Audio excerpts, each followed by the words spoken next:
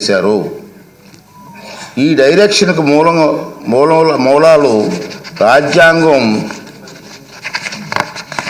చూస్తే 103, 189(3) అధికారంలో ఉన్నాయి. చట్టసభల నిర్వహణ కనీసం 10 ఇంత ఒక వంతు సభ్యులు హాజరును వారంగా ఈ అధికారంలో నిర్దేశించారు. ఆంధ్రప్రదేశ్ వేతనాల పింఛన్ చెల్లింపు అనర్హత తొలగింపు చట్టం 1953 ప్రకారంగా విచక్షణ అధికారాలు వినియోగించే సందర్భంలో స్పీకర్కు మార్గం చూపేది ఈ డైరెక్షనే. ఆంధ్రప్రదేశ్లో 1972-77 మధ్యకాలంలో 5వ శాసనసభను, 1994-99 మధ్యకాలంలో 10వ శాసనసభను ఏ ఒక్క ప్రతిపక్ష పార్టీకి ఎన్నికల్లో కనీసం 10% సీట్లు రాలేదు. కనుక ఎవరికి ప్రతిపక్ష నాయకుడిగా గుర్తింపు దక్కలేదు. అలాగే 5, 7, 8, 16, 17వ లోక్సభలలోనూ 10% ఉత్తరాన్ని పాటించడంతో ప్రతిపక్ష నాయకుడిగా ఎవరు గుర్తింపు పొందలేకపోయారు. ఇటీవల పొరుగులో ఉన్న తెలుగు రాష్ట్రాల్లో 2021-2019 ప్రతిపక్షంలో ఉండే అతిపెద్ద పార్టీ నాయకుడు ప్రతిపక్ష నాయకుడిగా సభాపతి గుర్తింపు ఇచ్చారు. కానీ కొద్ది నెలల తర్వాత 9/6/2019 తన సభలో ఆ ప్రతిపక్షానికి సంఖ్యాబలం 10% కంటే తగ్గిందన్న నిర్ధారణకు రాగానే సభాపతి ప్రతిపక్ష నాయకుని ఇచ్చిన గుర్తింపును ఉపసంహరించుకున్నారు. అలాగే 8వ లోక్సభలో తెలుగుదేశం పార్టీకి 10% సంఖ్యాబలం లేకపోయినా ఉపేంద్ర గారిని ప్రతిపక్ష నాయకుడిగా గుర్తింపు లభించిందన్న మాట కూడా అవాస్తవం.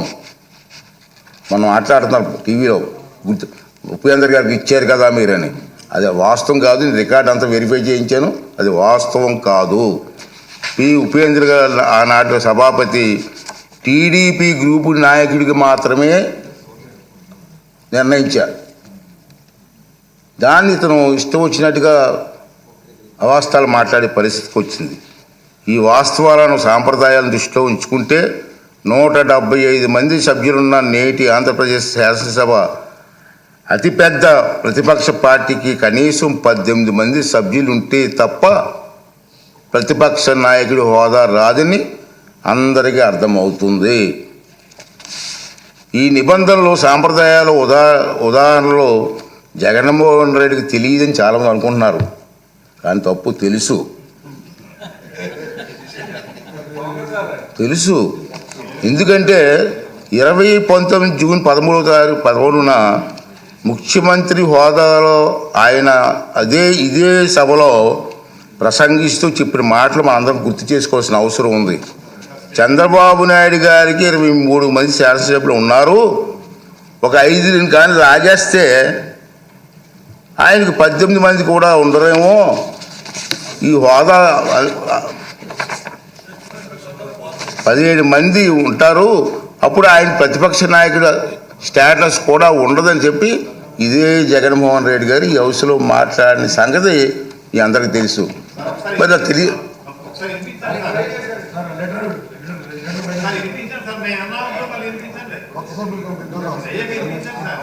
అదే చెప్తాం కదా.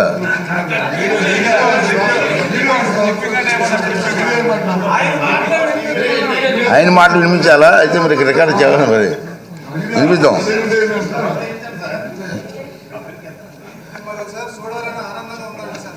అతనే చెప్పారు నీకు హోదా పోయేదానికి అవకాశాలు ఉన్నాయి. మరి తెలియదనే మాట అది వాస్తవం కాదని చెప్పని అందరికీ అర్థమవుతుంది. ప్రతిపక్ష నాయకుడిగా గుర్తింపు పొందాలంటే సభలో కనీసం 10% సంఖ్యాబలం ఉండాలన్నది నిబంధన గురించి ఆయనకి స్పష్టంగా తెలుసునని సభాముఖంగా ఆయన చెప్పిన ప్రసంగం రుజువు చేస్తుంది. ఇలా కోరి మతిమరుపు తెచ్చుకోవడం మాజీ ముఖ్యమంత్రిగా మాజీ ప్రతిపక్ష నాయకుడిగా ఆయన హోదాకు తగిన కాదని నా అభిప్రాయం. రాజ్యాంగం సభా నిబంధనల ప్రకారంగా స్పీకర్కు దురుద్దేశాలు ఆపాదించడం సభా హక్కుల ఉల్లంఘన కిందకు వస్తుందని మీ అందరికీ తెలుసు. ఈ పాయింటే. అయినప్పటికీ వైఎస్ జగన్మోహన్ రెడ్డి ఇప్పటి వరకు సాధించిన దుష్ప్రచారాన్ని సంధి ప్రేలాపనలు అంటాను నేను. మా సైడ్ సంధి ప్రేలాపనలు అంటారండి. సంధి ప్రేలాపనలను పరిగణలోకి ప్రేలాపనలుగా పరిగణించి క్షమిస్తున్నాను. సభాపతి హోదాలో క్షమిస్తున్నాను. ఈ ధోరణి ఇలాగే కొనసాగిస్తే భవిష్యత్తులో ఎలాంటి చర్యలు తీసుకోవాలనేది ఈ సభలోని సభ్యుల సమిష్టి విజ్ఞతకు వదిలేస్తున్నాను. రూలింగ్ అవునండి, మీరు సభాపతి చేశారు కదా. ఈ సందర్భంగా మహానుభావుడు శ్రీ నందమూరి తారక రామారావు గారి ప్రజాసేవలో ఉన్నవారికి చెప్పిన తారక మంత్రం గుర్తు చేసుకుందాం. తారక మంత్రం సార్. ప్రజలే దేవుళ్ళు, సమాజమే దేవాలయం. ఈ శాసనసభ ప్రజలు అనేక దేవుళ్ళు నేరుగా ఎన్నుకున్న దేవాలయం. మళ్ళీ ఒకసారి రిపీట్ చేస్తాను. ఈ శాసనసభ ప్రజలు అనే దేవుళ్ళు నేరుగా ఎన్నుకున్న దేవాలయం. ఇది మనకు దేవాలయం లాంటిది. స్పీకర్గా నా బాధ్యత ఈ దేవాలయానికి నేను పూజారిగా పనిచేస్తున్నాను మాత్రమే. అంతే కదండి. దేవుడు తిరస్కరించిన వరాన్ని పూజారి నుండి ఆశించడం ఎంత తప్పు కదండి. దేవుడి నిర్ణయం 11 మంది ఇచ్చాడు, కానీ నేను ఏం చేస్తాను? పూజారికి నేను ఏం చేయగలను?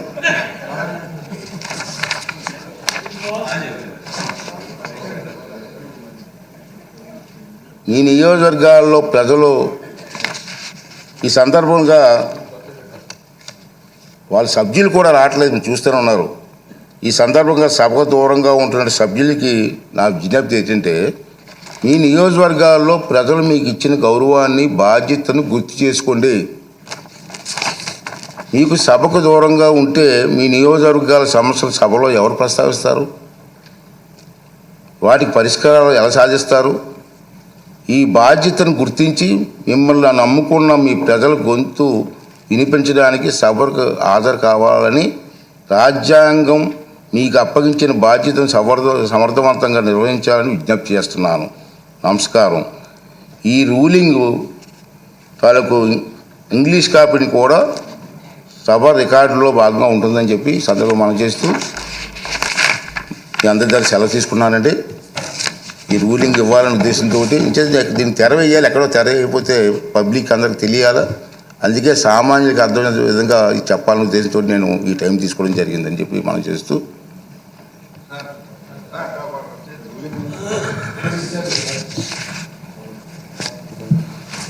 అధ్యక్ష